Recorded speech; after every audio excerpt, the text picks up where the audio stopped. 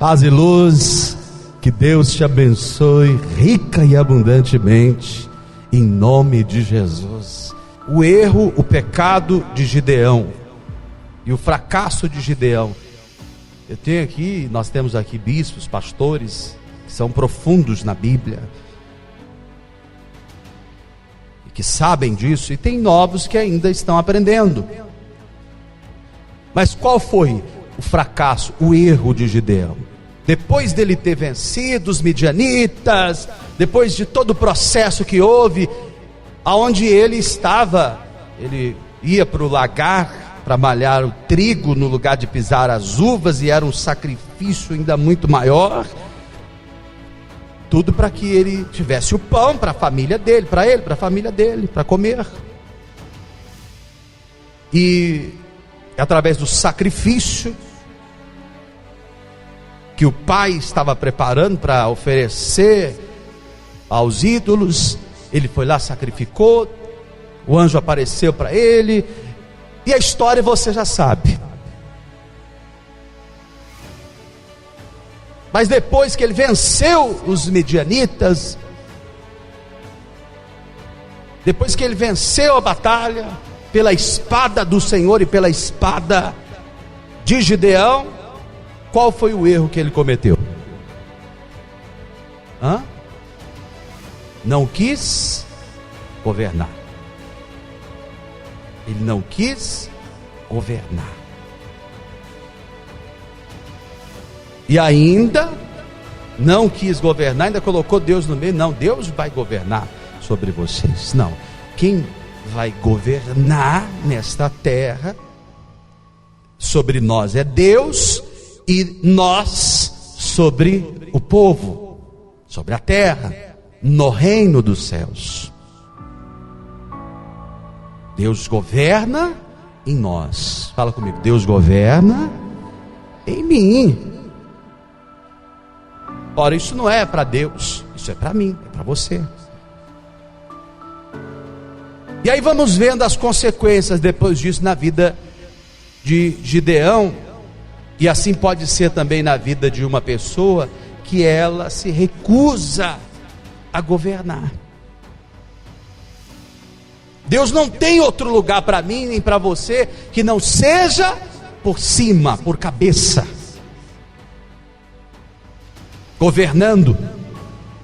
Ele não quis. E ainda o povo disse: não, é você, Gideão, e a sua descendência, seus filhos, seus netos, seus bisnetos, vai passando de geração em geração. Olha como que o seu governo está ligado também ao governo dos seus filhos, dos seus netos, dos seus bisnetos, da sua geração. E aí o que aconteceu? Ele foi lá e começou a viver como se ele fosse o rei. Teve várias mulheres, pegou o ouro, fez uma idolatria. Então o pecado e a luta que ele combateu lá atrás com o pai, contra o pai, ele foi lá e cometeu. Fez uma idolatria com os ouros, o ouro, despojo da batalha que ele recebeu. Teve 70 filhos. E ainda teve um filho com uma escrava. Não bastando ter os 70 e os filhos com a livre, com as mulheres. Naquela época era os reis, eles podiam isso. Ele ainda teve um filho com uma escrava. E aí foi a desgraça da descendência de Gideão. Porque esse filho da escrava, Abimeleque, esse filho da escrava, quando o pai morreu, quando Gideão morreu, ele se levantou contra todos os outros irmãos.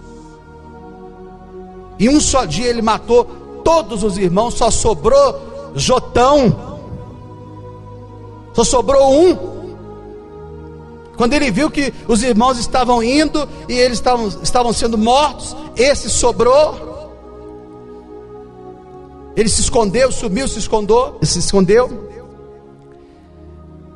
E ainda depois ele profetizou contra Abimeleque, contra o seu irmão que estava reinando, depois de ter matado.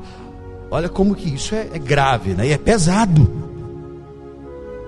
Marque aí Juízes 8 e 9 para você ler. Eu não vou ler aqui, só estou contextualizando para você entender a visão do governo, a visão do episcopado. Não tem outra saída para você, viu? Não tem outro caminho para você. Ou você governa, ou você governa. Porque ao contrário, olha as consequências. Tudo na Bíblia está por um objetivo, não está em vão, e não está por um acaso, está por um objetivo. E eu tenho a clareza desse objetivo na minha alma, que é para nos instruir, para nos orientar, para nos direcionar, para nos mostrar o caminho. Ele foi por esse caminho. Se eu for por esse caminho, isso pode também acontecer comigo, ou não? Pode acontecer com você, ou não? Pode. Então é o caminho que eu não quero, é um caminho que eu não vou.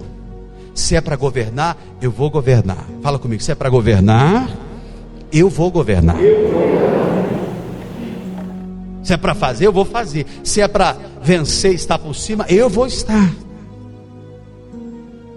Porque ao contrário, eu não quero essas consequências, e não quero isso na minha vida e nem na vida das pessoas da minha geração. Então o único erro, o único pecado que ele cometeu, teve outros, mas eu estou mostrando esse principal de todos, que levou toda a destruição da geração dele, da descendência dele, a morte dos 70, vamos dizer 69 morreram, depois 68 morreram, depois o fim de Abimeleque foi terrível, porque depois dele causar muita confusão, muita guerra, matar muita gente inocente, ele foi morto através de uma pedrada que ele recebeu na cabeça. E ele, por se recusar a ser morto por uma mulher, tacou uma pedra na cabeça dele. Ele pediu que o seu soldado então matasse. Tudo que a gente faz, tudo que a gente planta, a apóstola sempre prega isso, né? De Deus ninguém se zomba. Tudo que o homem semear, o homem vai colher. E se tratando de liderança, tudo que a gente semear, nós vamos colher. E os nossos filhos, a nossa descendência, a nossa geração. Olha como que isso é sério. O seu caminho é o caminho do governo. Fala para a pessoa que está do seu lado: o seu caminho é o caminho do governo. 1 Timóteo capítulo 3, versículo 1. Vamos nos colocar de pé em reverência à palavra de Deus.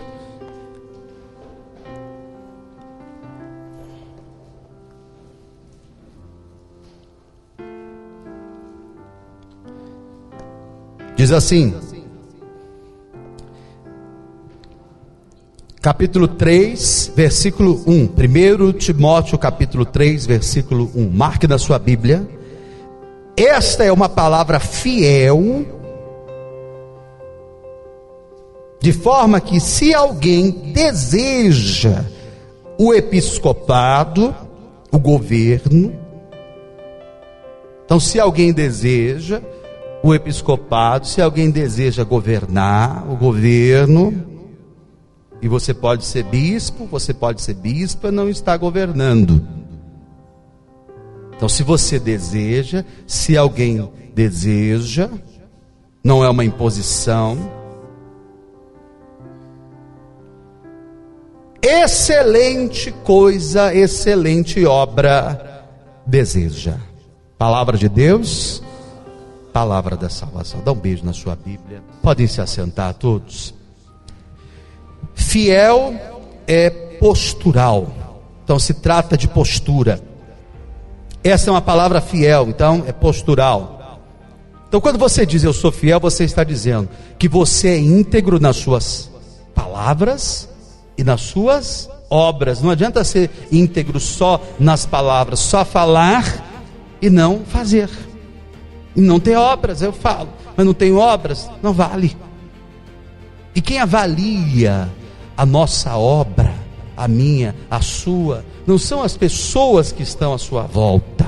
Quem avalia a sua obra, abaixo de Deus, é o apóstolo, é a apóstola, é a sua liderança. Igual a bispa Sirlene Cristina, toda semana ou todo mês praticamente ela me cobra: bispo, eu quero saber qual é a classificação da minha igreja. Seja no jornal, ela já entrego lá, bispa Kátia dá dos livros, do Kids Book, mas eu quero saber, porque eu preciso manter e crescer e fazer mais, e não abro mão do meu lugar de estar em primeiro lugar. E mais uma vez ficou em primeiro lugar, parabéns, vamos dar uma salva de palmas pela vida dela no mês de maio. Mas isso é o quê? Isso é tratar friamente quando se trata da responsabilidade com o ministério. Fiel, postural. Eu estou dizendo que você é íntegro nas suas palavras e obras. Se alguém deseja o episcopado, observe que há uma liberdade e uma iniciativa. Fala comigo, liberdade e iniciativa. Então, se alguém deseja o episcopado, até então ninguém sabia o que era o episcopado. Havia uma liberdade, uma escolha. A pessoa, ela escolhia se ela queria ou não. E a iniciativa, porque a pessoa pode escolher e, no entanto, ela não tem iniciativa de fazer a obra, ela não tem iniciativa de ser correta nos seus acertos, no seu evangelismo, de dar o suporte, o apoio que o apóstolo precisa para abrir novas obras. Então ela está num campo, tem ela lá, sozinha, sozinho. Ao invés dela pensar, eu tenho que crescer a minha igreja aqui, eu tenho que abrir células nas cidades vizinhas e começar a levantar obreiros, eu tenho que ter frutos, eu tenho que ter pastores, não é para ficar me servindo, pastoras para ficar me servindo no altar, serve uma água, serve para na hora da oração, para eu repousar a minha voz, nada disso. Eu tenho que ter pastores, obreiros que vão fazer células. Ah, mas essa missionária não sai do trabalho.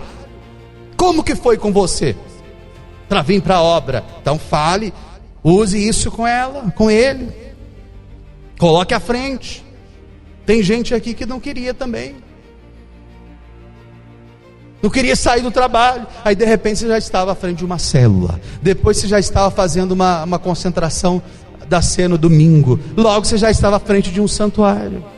Não ficou lá preparando a vida inteira. Tem gente que só vive preparando, está preparando para quê? Para poder apodrecer, morrer, acabar, e o fruto que era para ser um fruto seu do ministério, não tem. Então, obras, iniciativa de lutar para alcançar o que você quer. Se alguém deseja o episcopado, então precisa ter essa iniciativa, lutar para alcançar o que quer.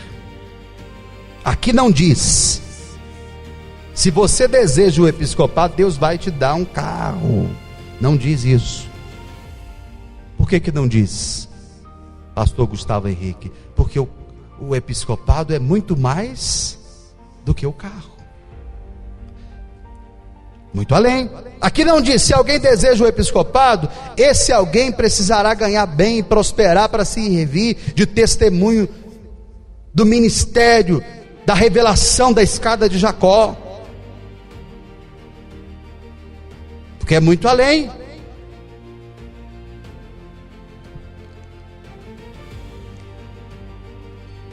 Jacó é Israel revelado,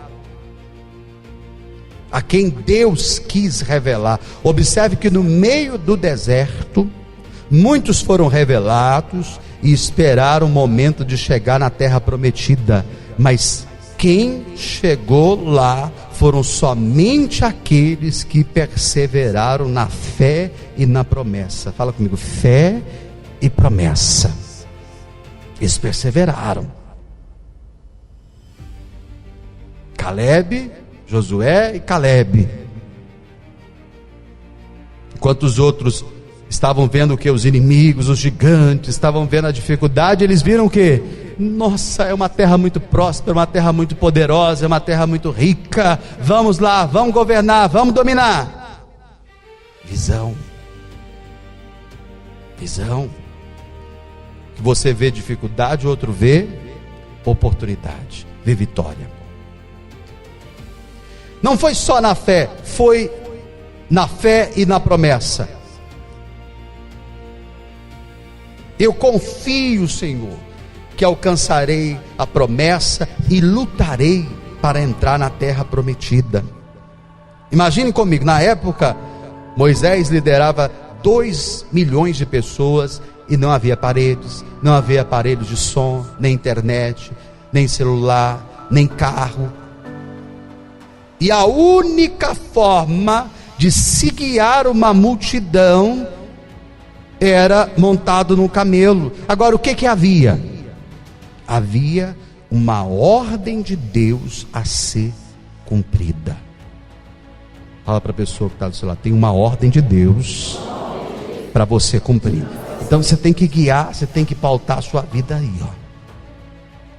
Aí se o outro não vai, então de 2 milhões, 2 do grupo original dos 2 milhões foram que entraram na terra prometida, e os outros morreram, se perderam no deserto.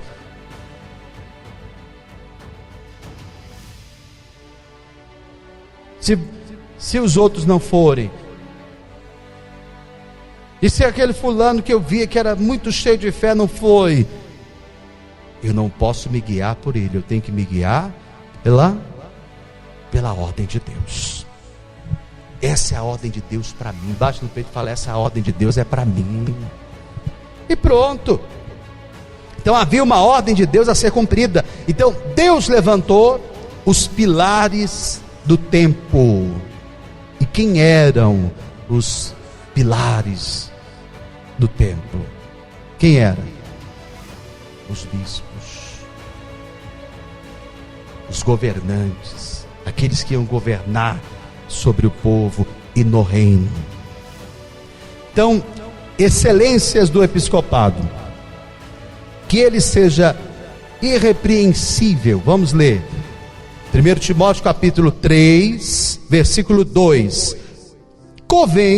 Convém, pois, que o bispo seja irrepreensível, marido de uma mulher, de uma única mulher, vigilante, sóbrio, honesto, hospitaleiro, apto para ensinar. Olha aqui as qualidades, os atributos ao bispo.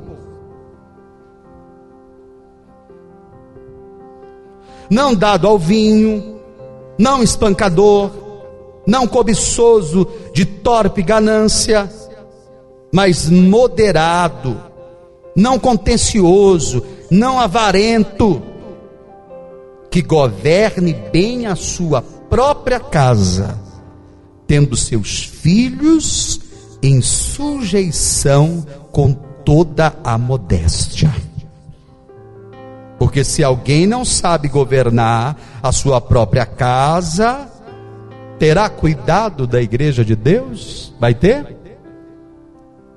Não consegue dominar a própria casa, e aí os pastores, aqueles que não são casados, não conseguem dominar a si próprio.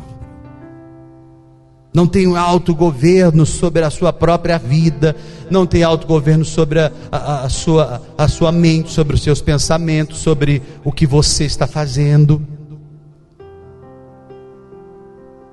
Então, esse alguém terá cuidado com a igreja de Deus? Não terá. Então preste atenção nisso. Excelências do episcopado, que ele seja irrepreensível, os bispos sejam maridos de uma só mulher. Por quê? Porque na época em Israel e até hoje no Oriente era comum um homem ter várias mulheres. Isso no Oriente, nós estamos no Ocidente. São leis diferentes, costumes diferentes, cultura diferente, tempo diferente.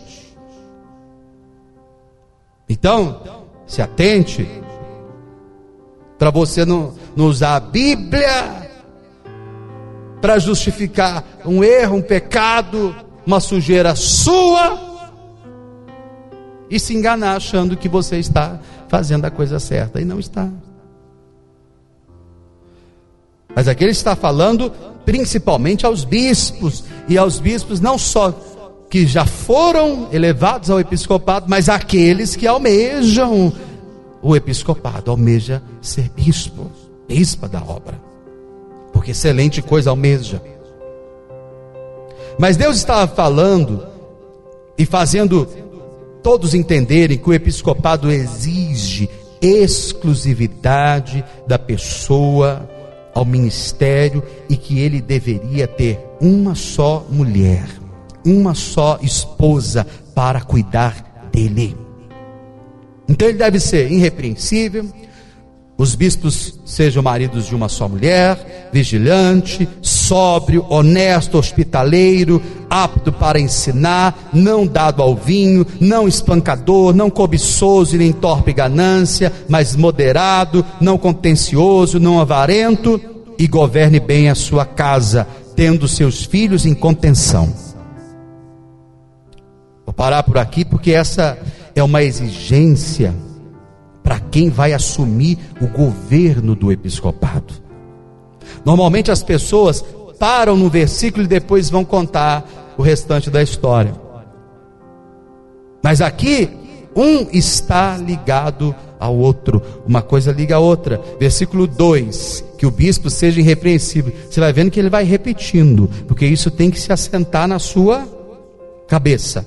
Ou seja, que ele não dê espaço para que ninguém possa repreendê-lo. E ele faz isso quando ele é o quê? Fiel. Eu sou meio fiel.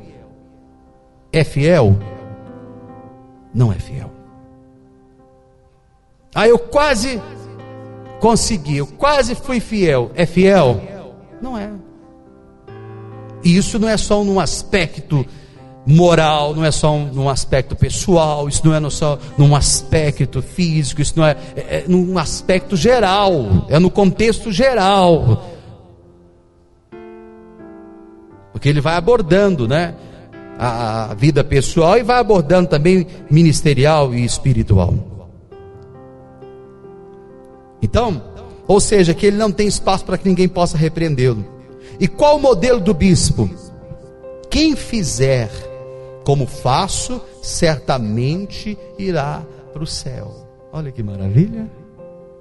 Se as pessoas fizerem, se espelharem em você e fizer igual você faz, elas vão para onde? Para o céu? Ou elas vão para o inferno? Como a apóstola diz, de tobogã para o inferno. Ou elas vão passar pela porta estreita e vão para o céu? Escada de Jacó, vão subir degrau por degrau, vão subir. Pense nisso. Pense sobre a sua vida. E isso não só aqueles que são, mas aqueles que almejam. E que excelente coisa almejam. Quem não fizer como eu faço, não pode reclamar. Porque exemplo de uma conduta cristã eu dou. Não vou citar nomes, porque o objetivo não é esse. Eu sempre tirei palavras do apóstolo alguns dias do mês para descansar, mas nunca fiz isso no domingo, porque sou exemplo. Domingo é sagrado. E a pessoa quer viajar no domingo, isso é mau testemunho. Por isso que o bispo tem que ser vigilante, sóbrio, e isso eu não preciso nem falar. Honesto, hospitaleiro. A igreja que o bispo pastoreia tem que ter um quarto com uma cama para ele exercer a hospitalidade, apto para ensinar não só a palavra de Deus, mas como conduzir a sua vida na luz. E isso acontece como? Falando? Isso acontece como? Postural, é postura.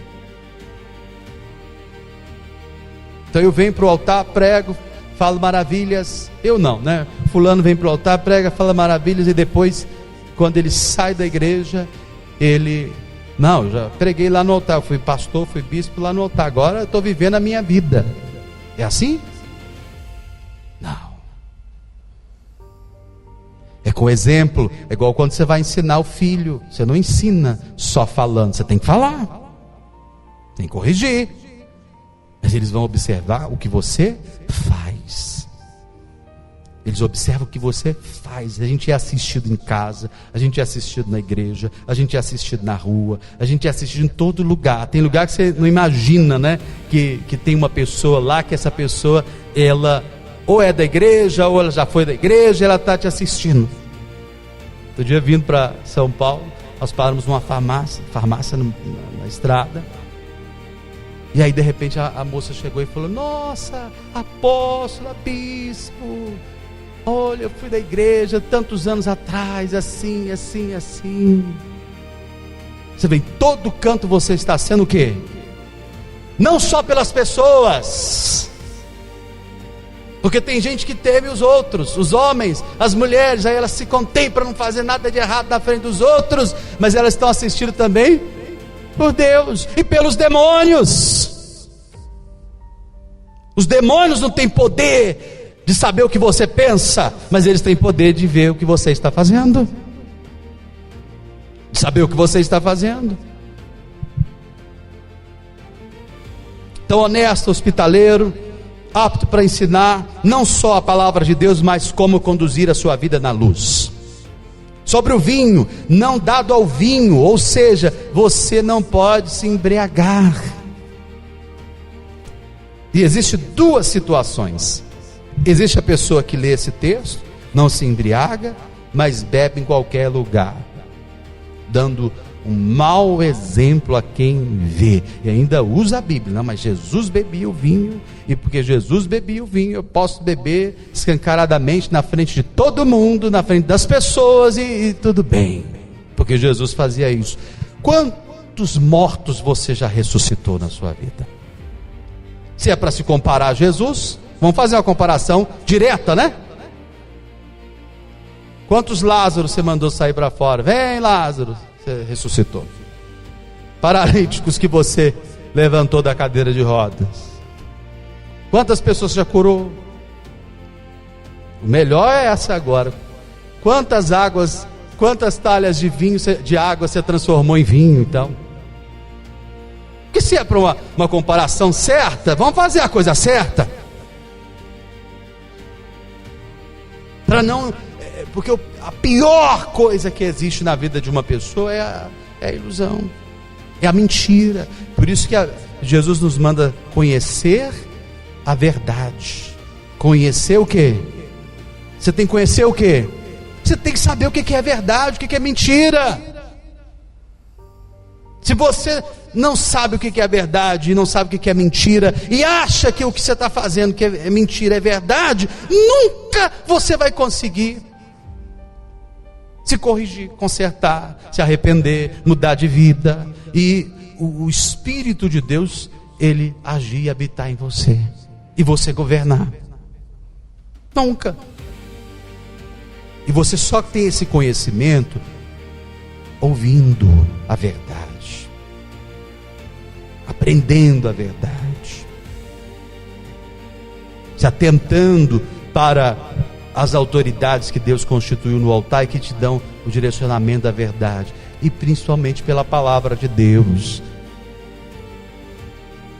O apóstolo sempre fala isso, a apóstola também, né? Você quer saber o que é verdade, o que é mentira? Vá para a Bíblia e olha para onde? Para o mundo. Qual que é o caminho que o mundo está seguindo? Qual que é o caminho que o mundo está seguindo, gente? Então eu não vou por esse caminho, porque esse caminho é da mentira, esse caminho não é de Deus. Então vamos fechar? Não cobiçoso, nem espancador, nem torpe ganância. Não dá para esconder quando a pessoa é avarento, e é uma desgraça. Quem que seja moderado, que não tenha contenda com os outros. Existe contenda uns com os outros? Você com os seus companheiros, aliados do altar do ministério? Existe isso? Eu não falo com fulano. Engole essa desgraça desse orgulho, desse espírito miserável. Ele está no mesmo time que você. Se ele afundar, você afunda também. Ele fracassa também. Você fracassa também. Eu não gosto do fulano. Não existe isso. Existe o seguinte: é um pelo outro, um ajudando o outro. Se eu não puder ajudar, então mal e atrapalhar eu não vou. Se eu puder, conta comigo. Fala para quem está do lado: se eu puder te ajudar, conta comigo. Viu? Se eu puder te ajudar, conta comigo. Que ela ficou sem falar, ficou sem ninguém ali. Agora, se eu puder te atrapalhar, estou fora. O apóstolo sempre diz isso: pintou sujeira, eu estou fora, irmão. Porque tudo isso vai gerar uma consequência. Lembra de Gideão, lá no início que eu falei aqui. Lembra de Gideão. Governo da casa.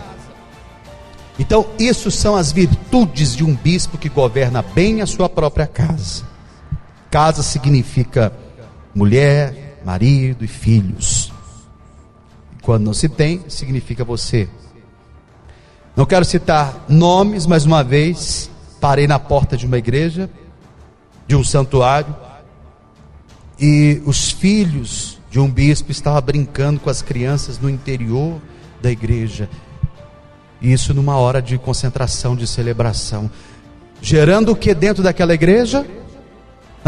Mostrando para os irmãos o que? Desordem, bagunça. Espera aí, o bispo, que é o pai, não governa os próprios filhos. Como que ele vai governar essa igreja? Como que ele vai governar essa casa aqui? Esse povo aqui cai no descrédito, perde a autoridade e comete o pecado do profeta. Me lembra aí agora, o profeta que Eli cai como o profeta Eli. Ele poderia não bagunçar, ele poderia não fazer errado, mas fazia, permitindo que os filhos fizessem, deixassem, bagunçassem. Então, quem deseja o episcopado, excelente coisa, excelente obra deseja. Reino dos céus, reino dos céus. Uma igreja forte, uma igreja forte.